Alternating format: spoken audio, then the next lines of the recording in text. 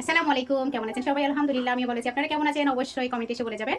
যে যেখান থেকে দেখছেন, কোন জায়গা থেকে দেখতেছেন অবশ্যই বলবেন। তো আমি আজকে আপনাদের জন্য প্রতিদিনের মতো নিয়ে আসলাম মুরগি কষা। আজকে হচ্ছে আমি মুরগি কষা করবো, মানে চিকেন কষা। তো দেখতে থাকেন কি কি উপকরণ দিয়ে আপনাদের সাথে একটু শেয়ার করি। আমি আমার মতো করে রান্না করি, বাট আপনারা আপনাদের মতো রান্না করতে পারবেন, যে যার মতো করে। বাট আমি যেভাবে রান্না করি ওটা আপনাদের সাথে একটু শেয়ার করতেছি।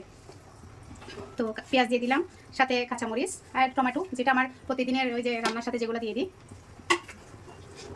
তো এখন দিয়ে দিচ্ছি হচ্ছে বাটা মশলা। আমি বাটা মশলা দিচ্ছি হচ্ছে এই যে পরিমাণ মতো দিয়ে দিচ্ছি, যে যার মতো। এই যে বড় চামচে 2 চামচ দিলে হবে। তো দিয়ে দিচ্ছি হচ্ছে আপনার বাদাম বাটা।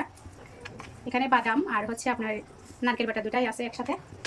তারপরে দিয়ে দিচ্ছি হচ্ছে আসলে দই, টক দই। আসলে এটা হচ্ছে ফ্রিজে ইয়া করে রাখছি, সেজন্য আইস এখন দিয়ে দিলাম। তো একে একে দিয়ে দিব হচ্ছে মশলাপাতিগুলো। হলুদ গুঁড়া দিচ্ছি 1.5 চামচ আপনার। তারপরে হচ্ছে আপনার ধনে গুঁড়া দিচ্ছি হচ্ছে 2 চামচ। আমি একটু ধনে গুঁড়া বেশি খাই, হলুদ গুঁড়া লাল মরিচ কম খাই। তো এখন দিয়ে দিব অল্প 1 চামচ লাল মরিচের গুঁড়া। হচ্ছে 2 চামচ দিতে হবে, কারণ আমাদের ঘরে হচ্ছে জাল্লাবার আসছে।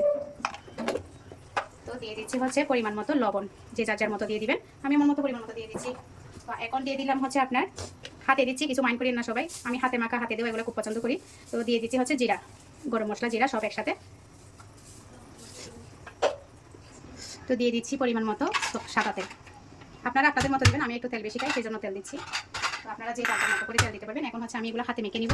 আপনারা কীভাবে নেবেন জানি না, হাতে মাখতেছি ওই জন্য। কিন্তু আমার মারা খালার, আমার চাচিরা এইভাবেই তখনকার যুগে রান্না করতো। আমার এরকম হাত মাখা তরকারি, মানে গরুর মাংস, মুরগির মাংস এরকম ভালো লাগে। আর মিক্সার সবজি যেটা আছে, মানে অল ওভার আপনি সব সবজি দিয়ে এরকম মাখা মাখা শুটকি দিয়ে রান্না করেন, ওইটা আমার অনেক ভালো লাগে। আর মাখা মাংস, গরুর মাংস হোক, মুরগির মাংস হোক, আমার বাচ্চারা ওভারঅল অনেক পছন্দ করে, আমি নিজেও অনেক পছন্দ করি। আপনাদের ভালো লাগলে অবশ্যই আপনারা রান্না করে চেষ্টা করে দেখতে পারেন। মাশাআল্লাহ, অনেক অনেক টেস্ট হবে। তো অপেক্ষায় থাকি ফাইনাল লুকের জন্য, আপনাদের সাথে শেয়ার করার জন্য অপেক্ষায় থাকেন।